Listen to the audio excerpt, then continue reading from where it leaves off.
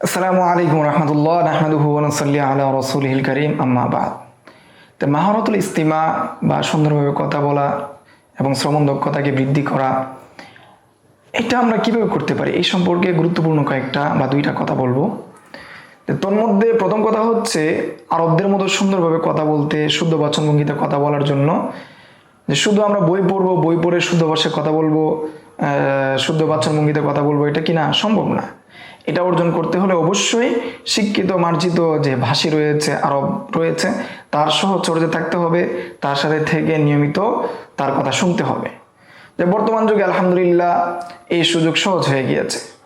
আমরা আরবি যে বেতার রয়েছে, সংবাদ মাধ্যম রয়েছে, আরবি যে সংবাদগুলো রয়েছে সেগুলো আমরা শুনতে পারি, মানসম্মত আরবি বক্তৃতা শুনতে পারি, শিক্ষামূলক অডিও ভিডিও যেগুলো রয়েছে সেগুলো আমরা দেখতে পারি, সেগুলো শুনতে পারি।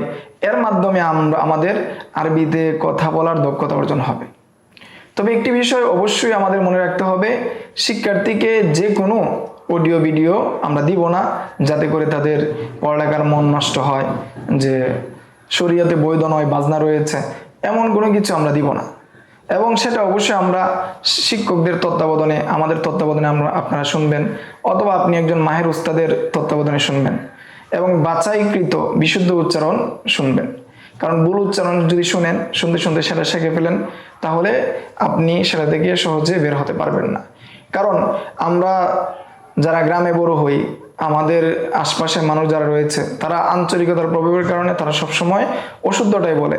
আমরা তাদের ভাষা শুনতে শুনতে এবং তাদের ভাষায় কথা বলতে বলতে আমরা সহজে কি করতে পারি না, শুদ্ধ ভাষায় কথা বলতে পারি না।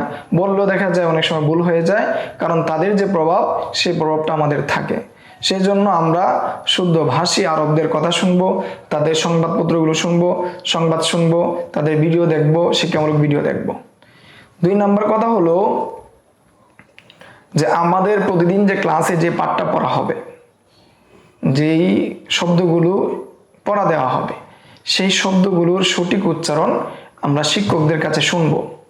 এবং আপনি যদি শিক্ষক হন, আপনি ছাত্রদেরকে সঠিক উচ্চারণটা শোনাবেন এবং সেটার কণ্ঠস্বরের যে উঠানামা, আরবদের যে স্বাভাবিক বাচন ভঙ্গি এবং তাদের কথার যে মানানসই যে বিষয়গুলো আছে সেগুলো লক্ষ্য রেখে তাদেরকে শোনাবেন।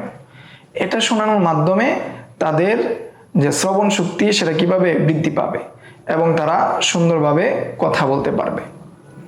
তো এটা হলো মাহারাতুল ইস্তিমা এর গুরুত্বপূর্ণ 2টি বিষয়, এটা আমাদের লক্ষ্য রাখতে হবে।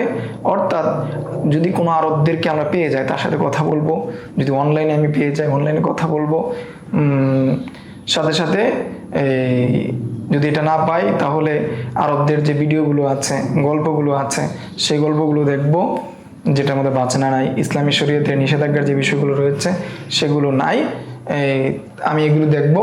সাথে সাথে আমি উস্তাদের মুখ থেকে সঠিক উচ্চারণটা শুনবো। তা আমাদের প্রতিটা পাঠেই সেই শব্দগুলোর সঠিক উচ্চারণ দেওয়া থাকবে, ফ্রি রেকর্ডেও থাকবে, সাথে সাথে আমাদের দর্শেও থাকবে। সেই জন্য আপনারা যদি নিয়মিত সেটা অনুশীলন করেন, আশা করা যায় আপনারা ভালো দক্ষতা অর্জন করতে পারবেন, অনেক কিছু শিখতে পারবেন, সুন্দরভাবে শিখতে পারবেন, সুন্দর করে বলতে পারবেন। আজকের দর্শ এই পর্যন্তই। আসসালামু আলাইকুম ওয়া রাহমাতুল্লাহ। ومن يؤت الحكمة فقد أوتي خيرا كثيرا وما يذكر إلا أولو الألباب